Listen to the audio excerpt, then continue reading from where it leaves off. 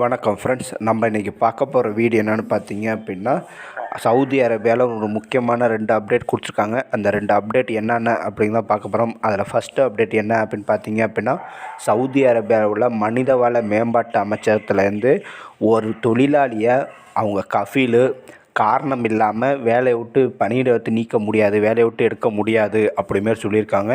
அப்படி வேலையை விட்டு எடுத்தாங்க அப்படின்னா என்ன பண்ணலாம் அப்படிங்கிறதையும் அவங்க ஒரு ப்ரொசீஜரே சொல்லியிருக்காங்க. அதை நான் பின்னாடி சொல்கிறேன். அடுத்த அப்டேட் என்ன அப்படின்னு பார்த்தீங்க அப்படின்னா, நம்ம ஆல்ரெடி நேற்று ஒரு வீடியோ போட்டிருந்தோம். உங்கள் இக்காமா, எக்ஸிட் ரீஎன்ட்ரி விசா, அப்புறம் விசிட் விசா உள்ளவங்களுக்கு மார்ச் 31 வரையும் ஆட்டோமேட்டிக்காக எக்ஸ்டெண்ட் ஆகிடும் அப்படிமே சொல்லியிருந்தோம். அது இந்தியாவில் உள்ள ஆளுக்கும் பொருந்தும் அப்படிங்கிற மாரி ஜவஹர்லேருந்து அறிவிச்சிருக்காங்க. ஸோ ஏன்னா அவங்க முன்னாடி சொன்னது விமான தடைப்பட்ட நாடுகள் மட்டும் தான் பொருந்தும் அப்படின்னு சொல்லியிருந்தாங்க. ஸோ அதனால தான் நம்ம சொல்லியிருந்தோம் இந்தியாவுக்கு பொருந்தாது அப்படின்னு. ஆனால் ஜவஹர்லேருந்து கிளியராக அது இந்தியாவுக்கும் பொருந்தும் அப்படிமே சொல்லியிருக்காங்க. யாராருக்கெல்லாம் ரினியூவல் ஆகலையோ அவங்களுக்கு ரினியூவல் ஆக வாய்ப்பு இருக்குது. யாரெல்லாம் இதுவரை ரினியூவல் பண்ணியிருக்காங்களோ, அதாவது ஜனவரி 31 வரையும் அவங்களுக்கும் ரினியூவல் பண்ண வாய்ப்பு இருக்குது அப்படிமாரி எதிர்பார்க்கப்படுகிறோம். அடுத்த அப்டேட் என்ன அப்படின்னு பார்த்தீங்க அப்படின்னா, சவுதியில் உள்ள மனிதவள மேம்பாட்டு அமைச்சகம் என்ன அறிவிச்சிருக்காங்க அப்படின்னா, ஒரு தொழிலாளியை ஒரு கஃபீலு எந்த ஒரு காரணமும் இல்லாமல் பணியிட நீக்கம் செய்ய முடியாது அப்படிமே சொல்லியிருக்காங்க. அது மட்டும் இல்லாமல் நீங்கள் பணியிட நீக்கம் செய்யணும் அப்படின்னா ஆய்வுக்குழுவின் அறிக்கையின்படியே நீங்கள் பணியிட நீக்கம் செய்ய முடியும் அப்படிமாரி மனிதவள மேம்பாட்டு அமைச்சகம் சொல்லியிருக்காங்க.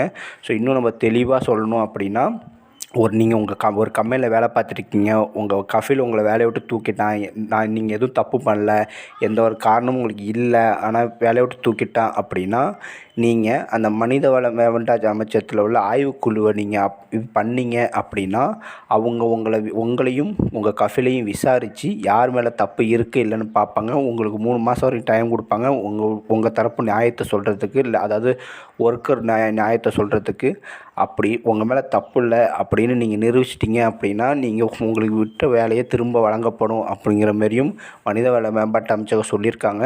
அவங்ககிட்ட எப்படி கான்டாக்ட் பண்ணலாம் அப்படின்னு பார்த்தீங்க அப்படின்னா, அதை நம்ம ஆல்ரெடி மனிதவள மேம்பாட்டு அமைச்சரை போய் கான்டாக்ட் பண்ணாமல் அவங்க ஆய்வுக்குழு ஒன்று அமைப்பாங்க. அதில் 4 பேர் கொண்ட குழுவாக இருப்பாங்க.